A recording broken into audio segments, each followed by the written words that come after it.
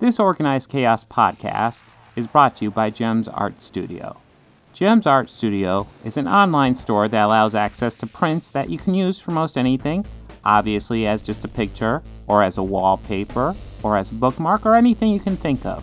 You can find JEMS Art Studio at etsy.com/shop/JEMS Art Studio. This podcast is also brought to you by listeners like you. Thank you.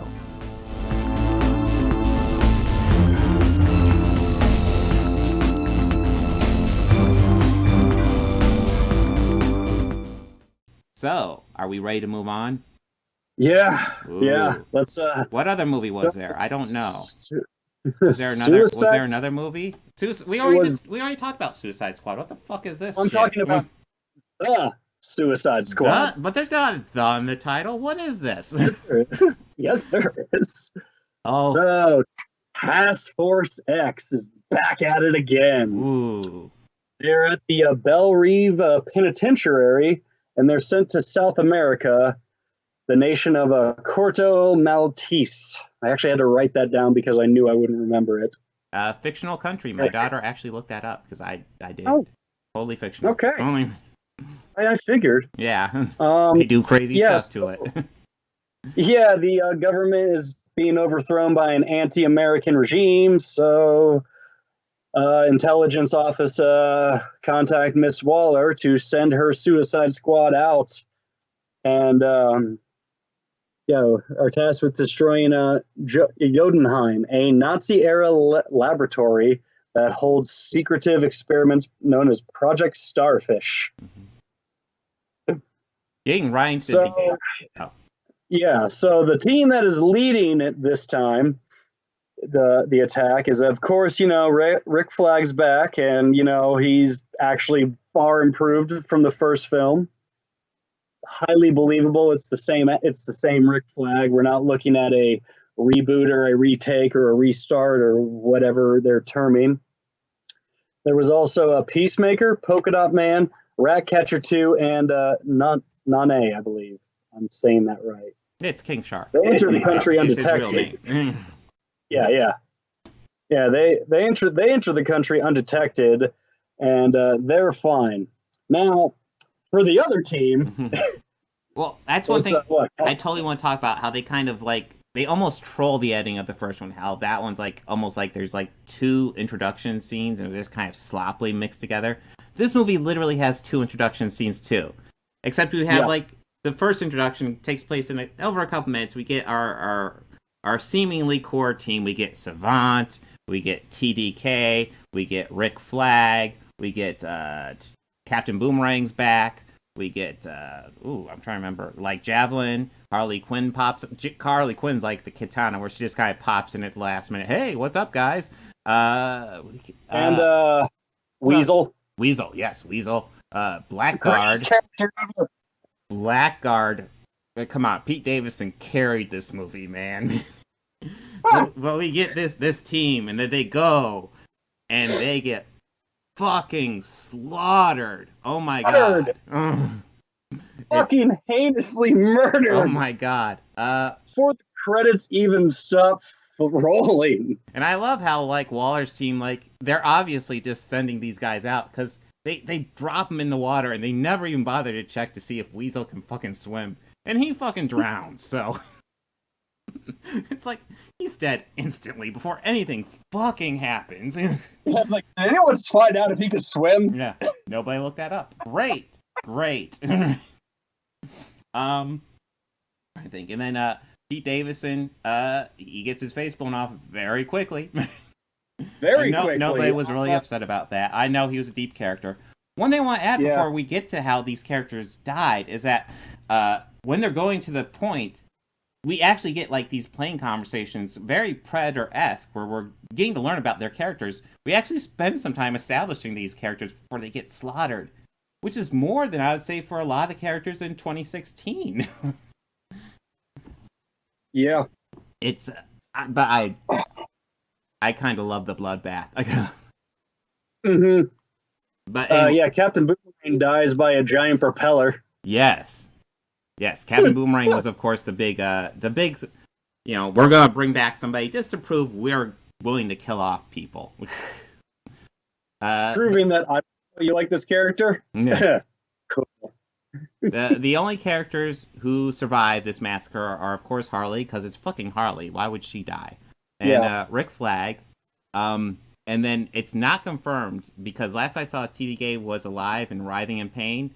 However, I don't see them bringing him back, but always to my experience with comic book stuff, if he's not confirmed kill, he's alive.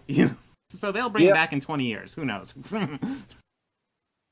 Yeah, Peacemaker is also part of that. Bloodsport. Yeah, we're talking about Team 2 now. Yes.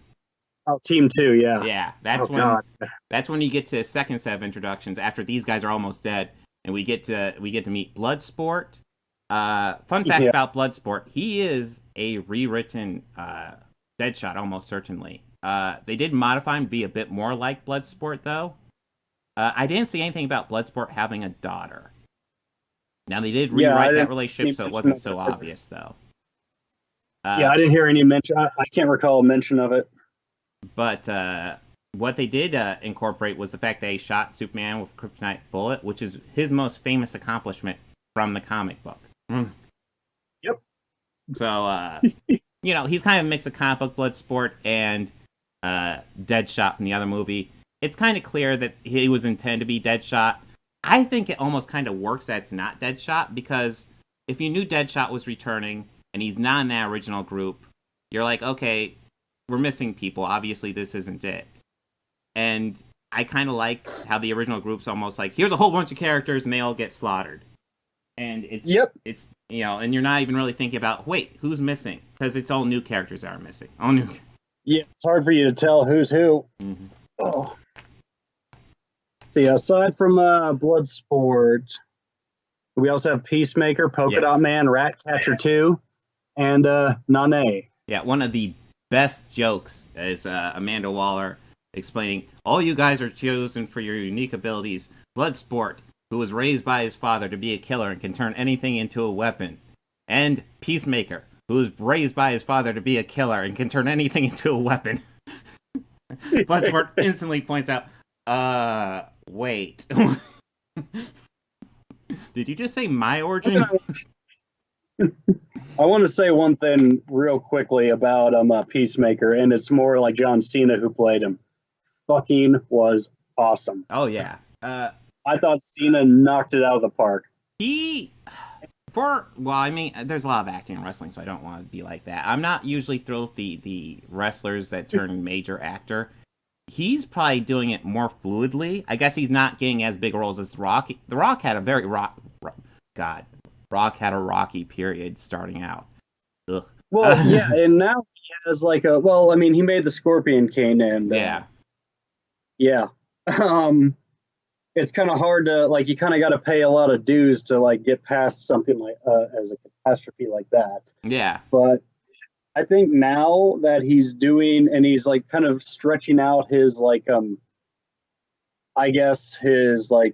range as an actor. Mm-hmm. He's getting those bigger parts, but there was a while where it was a lot of family-friendly, straight-to-DVDs, a lot of kid-friendly movies. I feel that there's a few standout performances during that starting period. Him and Be Cool, I thought that was a standout, as he played a security guard who was living in Los Angeles, working for some bad music producer guys, but he secretly wanted to be a model. And he was also very gay. For someone who really liked Get Shorty, I've not seen Be Cool. It's not bad. It's no Get Shorty, but it's not bad. Yeah. But maybe I haven't paid as close attention to his career, but John Cena seems to have that one, but he's also been doing a lot more of those group, supporting cast, or not supporting cast, but I guess big group cast with the Jumanji. Mm-hmm. But, did you cut out? Oh, yes. But yeah, okay, there you are. Okay, you cut out for a second. All right. Yeah, it did cut out. But yeah, with wrestlers breaking onto the main screen, or into movies, is not really something old. No. It's been going on since the early days of professional wrestling. I mean, the first that comes to mind is like, Captain Lou Albano appearing in all those Cyndi Lauper music videos. Yeah. I didn't because know about Cyndi that Lauper one. was also, she was a huge wrestling fan, and she even appeared at, I think it was WrestleMania 3 as like a valet for Captain Lou Albano. No. Well, and of course, there's a Bonesaw, Randy the Macho Man Savage, in the Spider-Man movie. And there's one other one. I can't remember who. Well, someone who I was surprised never took off because I thought he did a good job in this movie. Rowdy Piper. After They Live. Thank you. How did he not take off after They Live? Because it wasn't a brilliant performance, but he was good. Why? He was great. Why didn't he get more after that? Why didn't he? I don't know. He did have a lot of other roles too. But they were mostly straight to video, straight to home release. Yeah, he can't all be John Carpenter, I guess. Well, They Live is such a fucking masterpiece. And that's kind of one of those stealth John Carpenter movies too, unfortunately. God, he has too many classics, unfortunately. I think that's the issue if They Live. Yeah, that is. It is one that is often overlooked as most people will just fixate with Halloween. Yeah, Halloween, The Thing. He has classics. Yeah. Oh, yeah, I remember who. Hulk Hogan, who starred in the blockbuster Hollywood record-smashing film Suburban Commando. Okay, yeah, I was like, it's Suburban something. Where Christopher Lloyd delivered the greatest line ever recorded to film. Oh, yeah, I was frozen today. Yeah, I can't. I was frozen today. I can't. You should put a clip of that in right after I say the greatest line. It is perhaps the best line delivery of all time with that. Of all time. Oh my. You're the one who's put them in danger. All these guys want is you. Christ!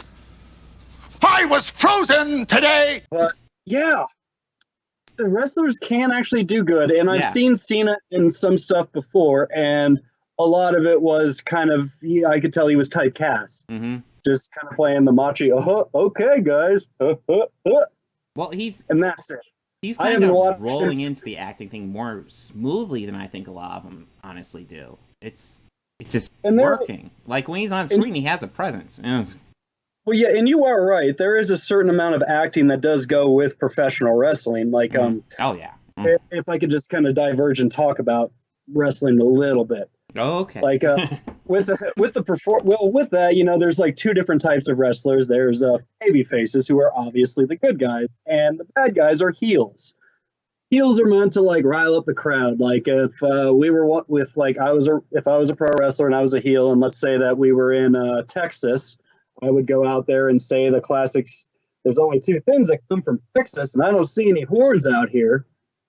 Rile the crowd up, get heat or get them feeling into the show, making them angry. So that way, when the hero, who let's just say another wrestler is a baby face, and he is from Texas, he comes out not liking me saying stuff. That whole crowd wants to see that guy rip me apart. That's like causing heat. And Cena, I've seen him play heat for both sides of that, and he's really great at it. Yeah. He is really great. I've seen him kind of drop his character in stage on live television to the other wrestler and watch it throw the other wrestler completely off. But Cena just doesn't miss a beat, and he is just on point. And that's a skill that's not easy. I mean, I always say it takes a lot of talent, not only to put your body on the line every night, but it takes a lot of talent to walk into an arena full of people with a microphone and have every single one of them hate you. Well, jump to in our movie here. Have you seen the Mickey Rourke movie, The Wrestler? Oh, yes. What I loved about that is it kind of showed, is it fake? Kinda. Yeah, they plan it out beforehand.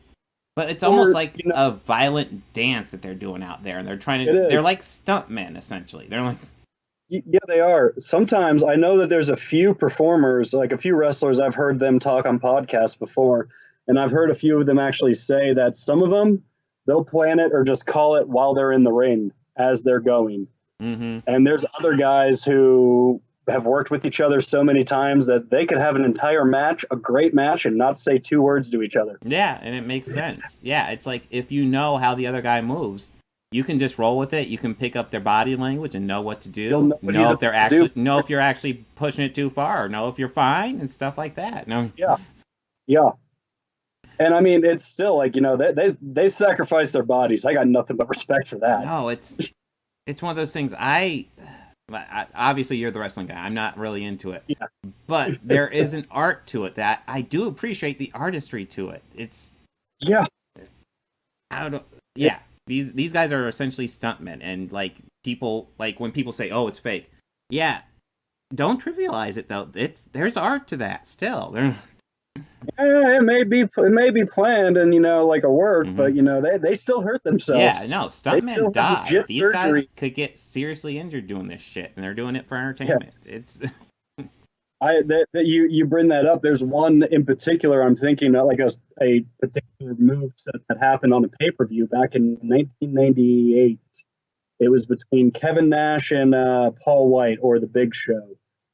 Kevin Nash went to pick him up and powerbomb him, because before it, Show was like saying, "Yeah, dude, do it to me. I'll be fine." And Kevin's thinking like, "You're 500 pounds, man. Like, you sure? Because I don't think I could pick you up." Mm-hmm. "No, it'll be fine." So the match goes, they go to do it. Kev kind of gets him up most of the way, doesn't lift him up here like he has, so he's still leaning down like this. He drops him, and it looks like he lands right on his neck. It's scary. It's scary to watch. Hearing it described, I just shiver. Oh my God. It's terrifying to watch. Now, on the Peacock version, you very clearly hear a very audible from Kevin, "I am so sorry," as he's going to cover for the pin. Oh, really? Like a very audible, "I am so sorry." But I mean, years have passed since that, and they were cool the next night. Oh, yeah. Like, I've heard Kevin talk about it, how he like came up to him and he sees him in a brace. He's like, "Oh my God, man, I'm so sorry. Dude, it's fine. I'm okay. I don't even need this. I'm just wearing this to make them happy. I'm good." Okay. Yeah. Makes sense. That's incredible. Yeah, that's incredible. Man. But yeah, even describing it, I just thought about it, and watching it was bad. But yes, seeing I'm brain farting now. But yeah, like John Cena, I feel like he's really flowed into the acting thing. I guess he's not getting a whole lot of leading roles, but he works so well. Like, I love him here. He was also in that Bumblebee movie. Not great acting there, but it worked. It fucking worked. And sometimes if he's doing the stern, serious guy in a comedy movie, it really works well. Oh shit! What was that movie? The Tina Fey. Was it Amy Poehler with her? Was it Sisters? It was. I think it was either Sisters. There was a few they did together. There was Sisters and the one where Amy Poehler played the surrogate mom to Tina Fey. I don't think that's it. But I don't know if you've seen it, but there's this. He was in it. And he was flirting with Tina Fey, I want to say, but they were saying the most fucked up shit to each other as the flirtation. I believe one of the things was she walks up to him and says, "My safe word is keep going," or something fucked up like that. "My safe word is harder." It's like, holy shit. Jesus, Tina. All right. Okay. But yeah, he works in the comedy stuff. Bumblebee's more in the comedy vein, obviously not in the same vein as Sisters, but he works there. There's very much a comedy aspect to his character here, though. But he's able to jump between the two, between being actually menacing and a threat, and being kind of comedic, almost seamlessly here. I would say seamlessly, not almost. Yeah. But all right, where were we with Suicide Squad 21? Oh, well, we were talking about John Cena. We were talking about Peacemaker. Man. Yeah, we were talking about my favorite character, who is, of course, let's see if I can find him here. My favorite character is Milton. Milton is really deep. He adds a lot of depth to the story. Okay, actually, what? What? He's been with us the whole time. I don't recall Milton. No, probably my favorite character is this guy right here. Yeah. Holy crap, what a great character development. Oh my god. Yeah, he's just this miserable, sad, pathetic guy, and who will be your favorite character. Yeah. He works so well. Like, you have this core cast, and he is just, he has his issues. He doesn't like killing, except if he visualizes the person as his mother. Oh my god, Sigmund Freud would have fun with this guy. Holy shit. Oh this guy. Yeah, just like, and it's the actor himself, too. He was able to convey just so much torment and suffering with his like delivery and his when he was talking and disclosing about how every monster I see is my mother and I just try to kill them. Yeah, like, all of it, you get such a connection to this guy, to him and his torture and like just his life and just and then after he has his big moments, he does the foolish mistake of completing his arc in the final battle. Yeah. That's a rookie mistake. You need to complete it after the final battle. We aren't there yet, but he doesn't last long after that. But he does get a full arc. Yeah. He does. But and Ratcatcher 2 is I think the next one we need to talk about. Oh, yes. I really like that character. Yeah. I kind of felt we could have dove into her a little bit more. Well, it's kind of crazy. I'm watching all these flashbacks, and I didn't realize until the very end that her dad, the Ratcatcher one, was Taika Waititi. It's like, how did I miss that? He was right there. When I rewatched it, I saw it was clearly him. It took me 3 watches to realize that. Yeah. Yeah, I didn't realize it till the very end. And you see the flashbacks clearly in that bus panel, and there is his face right fucking there, and I'm just missing it. And I did like the scene with her and her father where she's like asking him, like, Dad, why rats? That was a nice, very touch. And it's like that sort of stuff like that is what I feel like makes these comic book movies more. Like they show the humanity in people and in these metahumans and superheroes. Mm-hmm. And it's something that is relatable to us as the audience. And it just makes it gives it that nice, warm, fuzzy feeling. Yes. Which, makes it an enjoyable experience. And that's what I felt that 2016's was missing. Yeah. Well, here's the thing. It's missing the humanity in the characters. Almost every single character in this, even the ones that die, are better than most of the characters in 2016. With the exception of maybe Deadshot, Harley, and El Diablo. Yeah. And I would even include that with Rick Flag. Rick Flag, obviously, they're going after Project Starfish. We're jumping ahead. We have the core team going after Project Starfish. They have to first save Rick Flag, and they do this great bit where Amanda Waller says, okay, he's been captured. You have to kill those people and get Rick Flag. So they massacre this little group of people, like at least 10 to 15 people. They just massacre them. They do them somewhat silently. They even, Peacemaker and fucking Bloodsport have a game where they're like, I killed him violently. Well, I'm going to kill him violently. And it turns out Rick Flag has already talked to these people and they're helping him out. And it's like, oh my god. But that also shows how this movie gets the character of Amanda Waller, because she doesn't give a shit. It's like the last movie was like hedging on that, but didn't want to go all the way. This movie's like, no, Amanda Waller's a cold-blooded fucking bitch that doesn't give a shit. No, that I felt like she was definitely like more callow in this one, or not callow, but just more cold. And what's crazy is in this movie, she's not even the one responsible for the chaos. She's just covering up shit. In the last movie, she was actually fucking responsible, and it's like they let it go. Here, she's not responsible, and she's doing the dark shit without question. Yeah, it's like this movie gets her character so much better. Let's see. Who else? Let's see. Alright, Bloodsport was largely oh, yes, they did not going back on how they didn't research how Weasel can't swim, they also didn't research that Bloodsport has a deathly afraid of rats, which is Ratcatcher's ability. Yep. That was actually really funny to watch Idris Elba just be terrified of rats. He gets to be complete badass throughout this whole movie. Then anytime a rat pops up, especially the main rat, Sebastian, who has a little backpack that hangs out with Ratcatcher all the time, who takes a liking to him, every time that rat's around, he's terrified. Yes. Ratcatcher is the greatest, Sebastian? Yeah. Yeah. Greatest mouse of all time. Sebastian was great. Move over, Fievel. But let's see. They massacre this village. Wow, what do they do after that?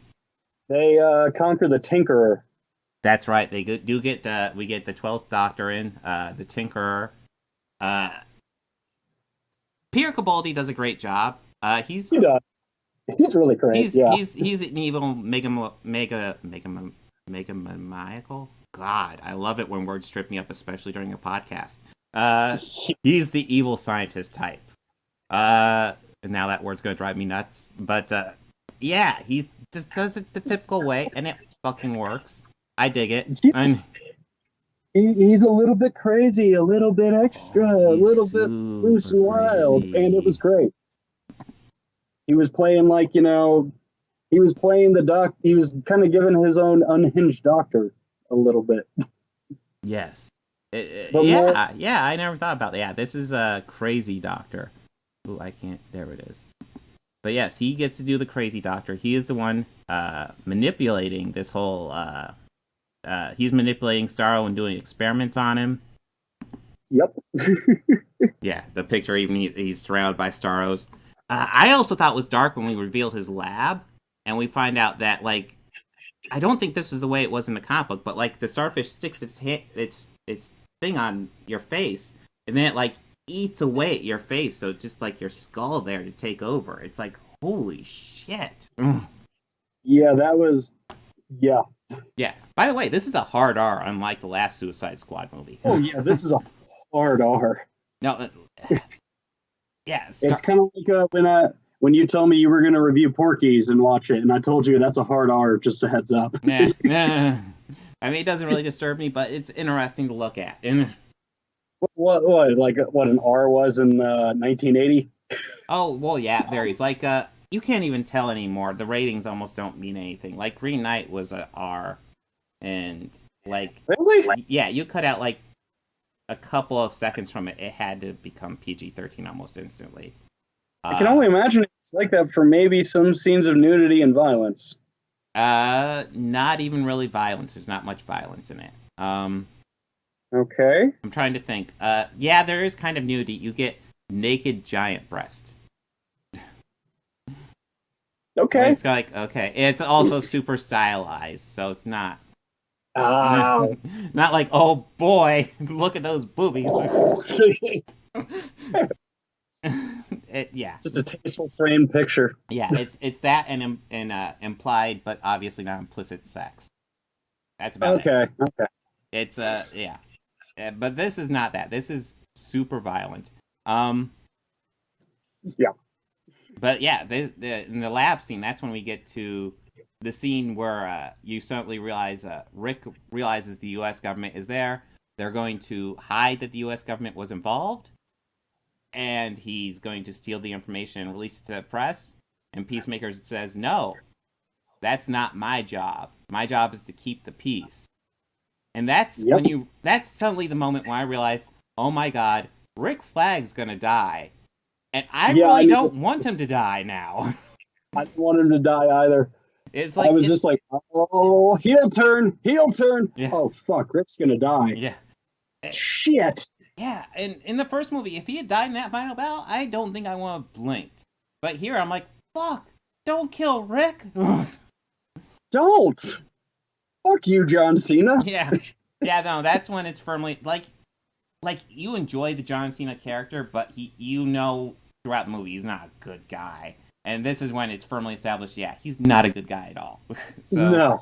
Yeah, obviously. He's far from it. he gets the murder on Rick Flag, and that is sad. And he almost kills Ratcatcher too before Bloodsport pancakes down there and shoots him with a smaller bullet, which was foreshadowed by Peacemaker earlier in the movie.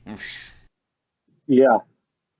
Yeah. He's just like, your bullet's small. It's small because it goes farther and faster.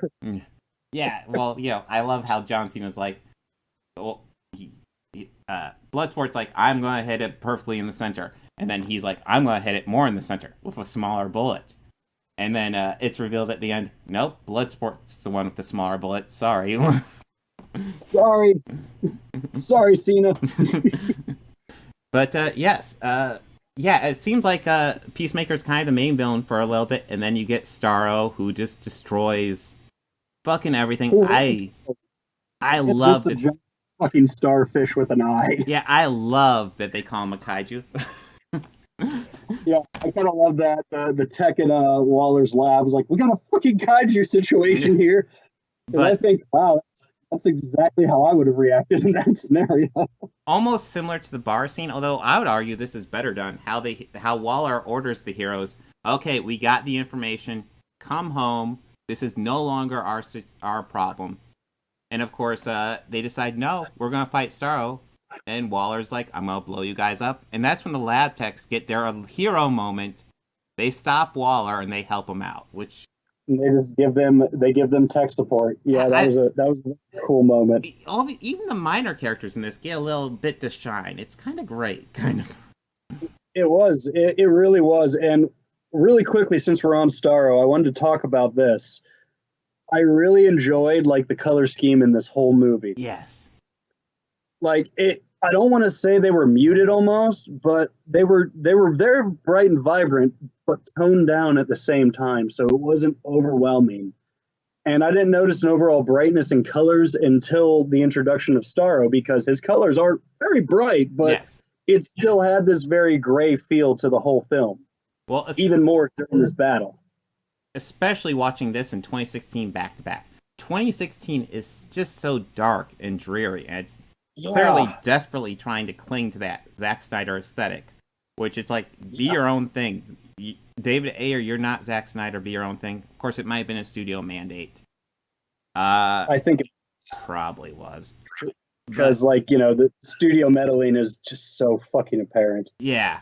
Well, it drives me nuts, because it's like... I lost my train of thought. They were going, it's clear, they're going for a darker aesthetic, then they get the lighter trailers. So all of a sudden they're trying to up the color scheme, and you can tell as the trailers go on, they get lighter and lighter, and it's like, oh my god, you clearly wanted it to be dark, and now you're changing it all in post. What the fuck are you doing? Yeah.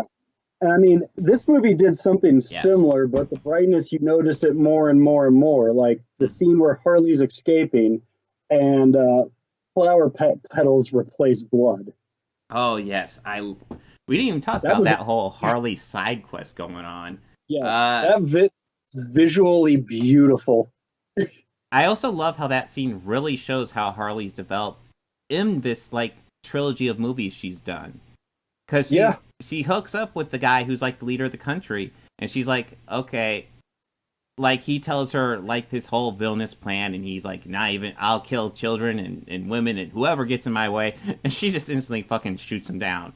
And she's like, I made a deal with myself. If I see anybody with red flags, I'm going to have to kill him immediately, because I know my taste in men is awful. And I know if I run away, you're just going to chase me down. So I'm just going to kill you and hedge my losses. It's like, okay. I got you. It's I love how they've developed Harley, not really in the original Suicide Squad, but since then. They did. And they did a lot of fine work in Birds of Prey developing her as a character. I really feel like giving her a solo outing was the better route. I still will stand by this to this day. Same with Justice League. If they're going to be doing the group superhero films, Marvel has the tried and true method of individual introductions of films. Mm-hmm. They give them their own, and if they start them off and make them an established character before you introduce them as a collective unit, it can work better because they'll be hardcore fans of each of them. Let's think back to when the Avengers came out, okay? Okay. There were different camps all over. People who were like hardcore Iron Man, Team Thor, and this was even before Civil War. Like ones who were just like champions for each of them. And the idea with it was for all those people to come together and watch them, because I'll admit the first run of all of it through phase 1, I might have skipped out on the Thor movies. Yeah. I'll be honest. Yeah, Thor one's out on Iron Man 2. Okay-ish. Okay. Well, no, the third Iron Man I skipped out on. I like third Iron Man. Everybody bashed that one. I like it. It was good. It's a Shane Black movie for sure, but I like Shane Black. So. Yeah. I felt that, it was just like all the leftover ideas from 1 and 2. Maybe. With some Shane Black sprinkled in. Yeah. I kind of dig that. They're both. It's still better than Dark World. Dark World. Oh yeah. Well, Dark World. I believe. Yeah. Yeah. All right. Yeah. I go back to one of my own quotes from one of my videos where I talk about Endgame. They time travel back to the highlights of the MCU and Thor: The Dark World. It's like, yeah. Yeah, they travel back to that one, but who cares? Well, we're just gonna just glaze over that one. Yeah. They did give in that movie Endgame they gave Renee Russo. They finally gave her a bit more, and it's like, yay, okay. She didn't get much in her Thor movie, so that's something. No, they didn't. And actually, I am now just realizing that was Renee Russo. Yeah. It took me a second to come up with it. She's a famous actress, man. I know. She was in 2 out of the 4 Lethal Weapon movies. Was it just? Yeah, it was just the last 2. But yes. Yeah. She's all over the place, though. But yeah. No, she doesn't have as many as Pesci. Pesci has 3. Yeah, Pesci has 3. Yeah, they always add a new character. At least one new character in every Lethal Weapon that carried on throughout. Yeah. I'm sure if they'd done a Lethal Weapon 5, Chris Rock would have been on board. Yeah, I'm sure. I've heard rumor of it for like years. Well, I'm sure I don't know for sure it's dead, but the original rumor was they're going to move forward. Last I heard, and Richard Donner was still going to direct, and then, of course, Richard Donner passed. So yeah. I'm going to assume it's dead. I've also heard Danny and Mel both say that they would do it, but they would only do it with Richard. Yeah, and I get that. I would only really be interested with Richard Donner, even though I always felt those Lethal Weapon movies were diminishing returns every step of the way. But if they're all honestly gonna come together and do a 5th one, fuck it, I'll watch it. But yes, where are we on? We're talking about the Suicide Squad. Okay, I was wondering. Yeah, we were. I was frozen for a moment. Okay, we're on. But yeah, so they defeat Starro with a whole bunch of rats. Something that would have been useful throughout the movie, but I kind of let go because it was just so much fucking fun. Yeah, that was just so great. Just the swarm of them everywhere. Yes. I don't think we brought up in the podcast. I know we discussed it beforehand, but this feels like a mixture of James Gunn's. Like, this is what his Guardians of the Galaxy mixed with his former Trauma days. This is like the perfect mix of those. It's like bloody and gory, but it's superheroes, and it's got a heart. It's kind of great. Yeah. It's just kind of everything awesome. Yes. I would have to rewatch movies. I don't know if it's my favorite James Gunn movie. I know, like, if I were ranking it in the MCU, even though it's not an MCU movie, if I were ranking it in the MCU, it'd be pretty fucking high up there. It's obviously super high up there DCEU, which is remotely as competitive. Well, I mean, if you would consider all the new gen movies DCU? Well, DCEU... Man of Steel on. Well, not all of them. Joker's not part of DCEU. But most of Man of Steel on DC properties are. I'm not gonna lie, the DCEU's a fucking shit we can't show. Include those first 2. It's a shame we can't include those first 2 Superman. It's a shame we can't. Yeah, the DC. I'm okay with leaving out Quest for Peace. Well, yeah, especially with this movie, I feel the DCEU is just kind of a shit show, and this movie, it doesn't really follow anything from the previous canon, and I think it's all the better for it. This is literally just James Gunn doing the Suicide Squad movie he wants to make, and it shines through so well. Yeah, it does. It really does. Like, it's James Gunn at his most gunniest. Like, it's James. It's Gunniest. so beautiful. Yeah, like it's just. Oh God, I was just so happy and just so impressed. I love this. Like, this is like an A triple plus. Like, yes, it's best holy superhero God, movies for a while. I'm trying to think, maybe Infinity War. I'm trying to think, what was the other? Like the last superhero movie that got me this hype. Mm-hmm. Well, I'm trying to remember what was last. Probably Homecoming. Yeah. Infinity War was great. Was Into the Spider-Verse after Infinity War or before it? I want to say it was after. Wait, was it before or after what? Infinity War. I don't remember. They're around the same time. Those were the last. I think it was after Infinity War. Okay, but yeah, those are just to give you an idea. Like, I love those movies, and those were the last movies I would say even come close to something like this. Spider-Verse was just, oh my God, so good. Oh, they're so artistic. I loved it. I loved it, yeah.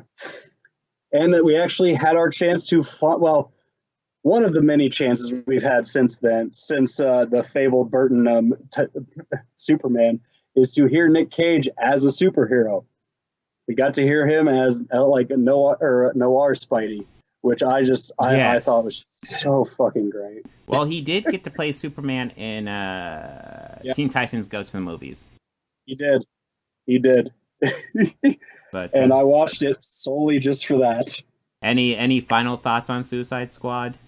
Oh man, just perfect. I've just really fucking loved this movie. Yeah. I can't. Yeah. It feels good to have DC putting out quality film products. Oh yes. This is on par with Marvel. Yeah, if they want this is the secret DCEU needs to figure out. Kind of not necessarily let their filmmakers do whatever, but know when to control them and when not to. Like, I feel like Kevin Feige has a good grasp of this. And they need somebody like that at DCEU. Because this is James Gunn just doing his thing, and it works perfectly. Yeah. And if they followed more of a formula like this, I feel like DCEU would be in a much better place. Oh, absolutely. Well, I know that I have been saying this for the longest time, and this was really a lot after Superman v Batman, Wonder Woman, the first Wonder Woman, and the Justice League film. After those, I just was so disappointed with everything DC. And I just kind of found myself questioning, how the hell can DC put out better animated movies than live action? Oh, yeah. Well, they have classics animated movies. Shit at that time. Their live action, fucking great. Their animation, shit. Oh, yeah. I don't get that. Because I think they tried to make them too directed towards children. When a lot of and yes, comic books are essentially for kids. Yes. But the storylines, as a lot of them developed and like carried on over time, they started dealing with a lot more heavier subject matter, like death, addiction, murder, just all sorts of, and a lot of like serious emotional trauma and physical trauma. So it's hard to put those in a kid's cartoon. I mean, it was done tastefully in '97, but without getting into like the new nitty and the gritty with it, with the animated series of Batman. But again, that's DC. Yeah. Well, that's the thing that kind of drove me nuts. Like the Marvel, where the animated division's suffering, but the live action is doing well.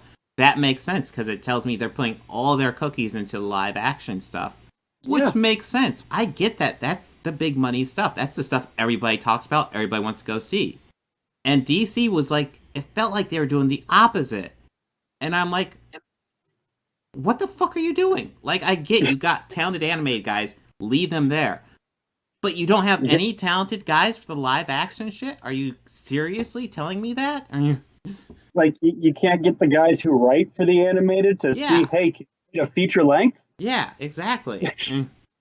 Like you had mentioned Flashpoint by mistake earlier, but I want to bring that up because that movie was my introduction to the DC animated film verse. Yeah, that's a good one. Holy crap, that was great. Yeah. And the next one I watched was the Battle of Atlantis, where the Atlanteans and Wonder Woman and her people, they were waging war. I don't even know if I've seen that one. I might be confusing a plot point of Flashpoint. But I remember there was a bunch of them that I'd watched for a while. There was like a bunch of those on Netflix, so I just kind of binged them all when they were on there. I know there was a really great Superman one. I think it was like it kind of dealt with the Doomsday almost, like I'm trying to remember. The Superman almost. I know the Superman one I really remember loving was Superman versus the Elites. Because that one's worth checking out. That was it's like there's this new edgier group of superheroes. But the thing is, though, they're out, like, killing people, and it's quickly becoming apparent that they aren't, like, edgy heroes. They're just, fucking doing whatever the fuck they want. Yeah. And how Superman handles them is kind of brilliant. It's totally worth watching. Okay. There's the one where Superman is dying. I don't remember that. But yeah, there's some great standalone animated DC movies. The live-action ones don't reflect it at all. Although... Yeah, DC has always been on point with their animated, even like when you and I were much younger, and they had the Superman series, the Batman animated series, as well as the Justice League. I know at this time they also had all the Justice League on Netflix too, and I watched that entire series and all of Justice League Unlimited. Whew. Great story, great stories, and I just don't know what it is. Just they could really write a great story and, just still have like the great voice acting. Still, they had a amazing voice cast just to like convey it all just through the power of voice and storytelling as well as animation. And just DC's always on point with their animation. Well, I'm going to reel this back to Suicide Squad 2016 really fast. Because there was actually a Suicide Squad animated movie in 2014. And if they had literally taken that script and adapted it to live action, it would have been better than Suicide Squad 2016. So my brain hurts when I think about things like that. It's like, you already have great fucking movies. Like, if you really want to be lazy with the script, you could just film the scripts you already fucking have and get fucking good movies. It's kind of like it was the Suicide Squad Assault on Arkham, right? Yes.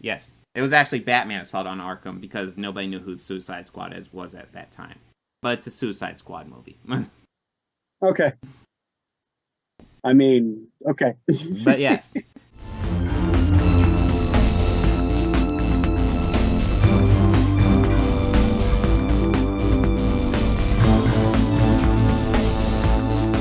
I want to go ahead and add some audio credits at the end here. The theme music you're hearing at the beginning and end of this podcast was written and performed by George Johnson, a very good friend of mine. And my current Patreons are Fel Martins, David Lara, and Lindsay Pankhurst. If you'd like to become a patron, go ahead and follow the link down below. Anything you can provide would be incredibly helpful to this channel. We're barely limping by right now. I'd love to make this my full-time job. I'm miles away from that right now, so any help you could provide, just $1 a month would be amazing. You know you want to. All your friends are doing it.